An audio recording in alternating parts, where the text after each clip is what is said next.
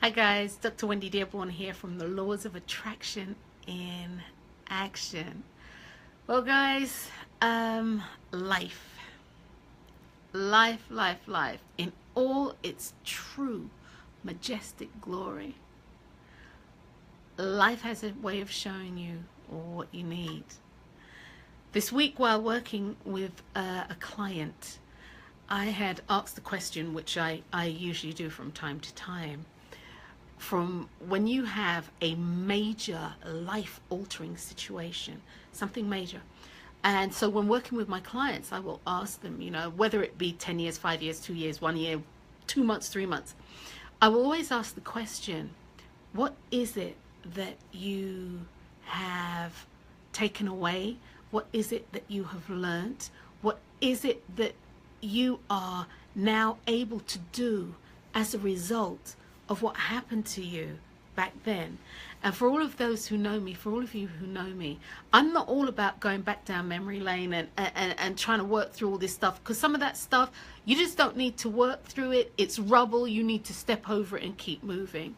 However, what I am interested in is how your past experience is assisting you in showing up in your existence now. And so in talking to my client, he sort of said, yada, yada, talk. And he said, my epic failure was, my words now, my epic failure was the foundation for my success. And you see, guys, when I heard that, I was like, yes. When I heard that, and it's so true. The epic failure in your life, or the epic failures, because for me, I've had plenty. And I do know on a personal level that failure for me equals success. So the epic failures that you've had in your life truly are setting the foundation for success. Now, I'm not going to say that while you're going through it, or even after you've been through it, I'm not going to say that, it'll give you the warm and fuzzies. I'm not even going to say that some of the things that have happened or that you have experienced have not been heinous. I'm not going to say that, because for all of us, our experiences will vary in degrees, but at any given time, how we feel about it is how we feel about it. And where I'm going with this is, one man's meat is another man's poison. One man might think, okay, so you can't equate losing your home with losing a pet, with losing a loved one, and blah, blah, blah, blah, blah. But for me, that's not true.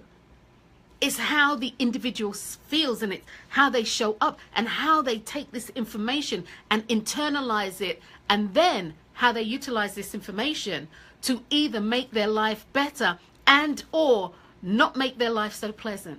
So hopefully I explained that right. Hopefully, usually I've got my sidekick and she's like, yeah, that makes sense. But hopefully I explained that all right. So having an epic failure in your life, or epic failures, as I said, I've had many. My greatest epic failure, if you want to rank them in priority, actually wound up with me having a near-death experience. And that was the best thing that ever happened to me, because it set the foundation for what you see today, for who you see today, for how I move through life today. So guys, where I'm going with this is your epic failure, whatever you consider it to be, or your epic failures, whatever you consider that to be. Recognize that within that thing that you call a failure, within the thing that you feel has taken you under, within that thing is a kernel of information, is a seed, is a flame, is an ember that is there so that you can use it to create the life that you want to live, guys. It's there. And it's there so you can create the life that you want to live.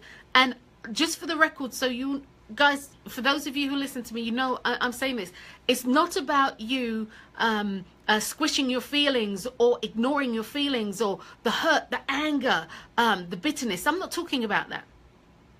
That's all a part of your emotional your emotional response, which tells you whether you like something or you don't, which then tells you that you can make a decision or a choice as to what you want to do. I'm not talking about that. I'm not talking about your emotions. What I'm talking about is when something of epic proportion happens to you that you consider to be a fail, recognize that within that failure lies your success. It lies your ability to succeed in life within that failure.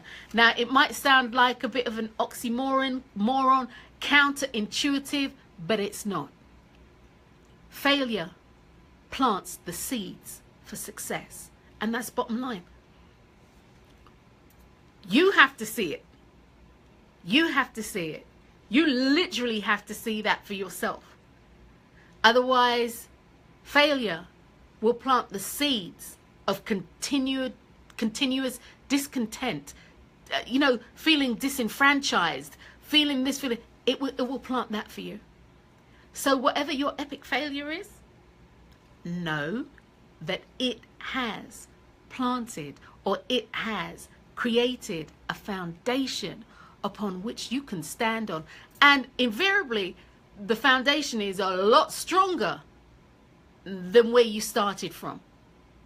It's amazing. It's absolutely amazing. This is why this year is all about self-talk. This is why this year is all about tuning into self, tapping into self, and listening to self, and communicating with self, and not using all these things externally to you, all these external things to you to validate.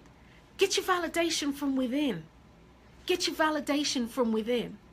So if you have had anything that you call an epic failure, anything that you call an epic failure in your life, and this can be from, I don't know, marriage to loss of job to health to, weight gain to this to that, whatever it is, flip the script on it.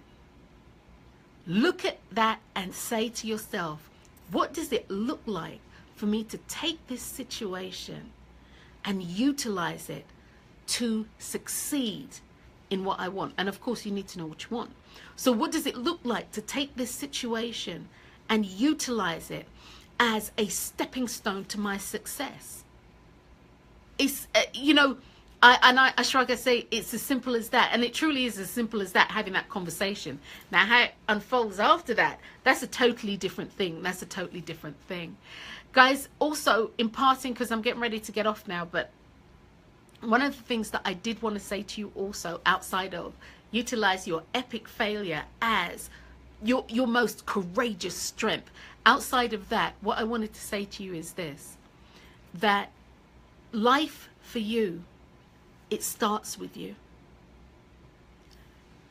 You are the creation point of where your life starts. And you put stuff out there, and I say out there, into the ethos, giving it up to God, whatever makes you feel comfortable. You put stuff out there to be manifested.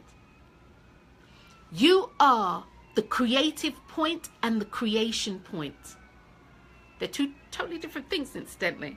The creative point is your mind. The creation point is the tangible. And you're both. You see, your life begins with you, the middle bit is you, and it swings back round, and the end bit is with you. So guys, as you move forward, recognize that your life is all about you. Talk to you. Don't talk at you. Talk to you. Recognize that anything that has gone on in your life, once again, that you consider to be a failure, or you didn't succeed, or that you were really lousy at, and any of this kind of conversation that we do, this sort of chit chat that we do. Well, Martin, any of those conversations that we do, recognize that failure is your biggest contribution to your success. And it truly is. You just have to look. You just have to flip the script. You just have to look at it from a different perspective. And you get to do that. Use your internal conversation. Use your internal dialogue. Not to talk at you or talk down at self, because it didn't turn out the way that you wanted. But use that by asking yourself, what does it look like to use this situation to succeed in what I want to succeed in? Failure, there's no such thing. There's only creation and success. I'm Dr. Wendy Dearborne. You can find me right here on Facebook, The Laws of Attraction in Action, the group, and of course the website, The Laws of Attraction in Action. Martin, me here say you're in Barbados. Them tell me say you're in Barbados. But anyway, guys, Elaine, thank you also for tuning in. Until next time, guys, peace. Bye. Have a gorgeous day. Bye.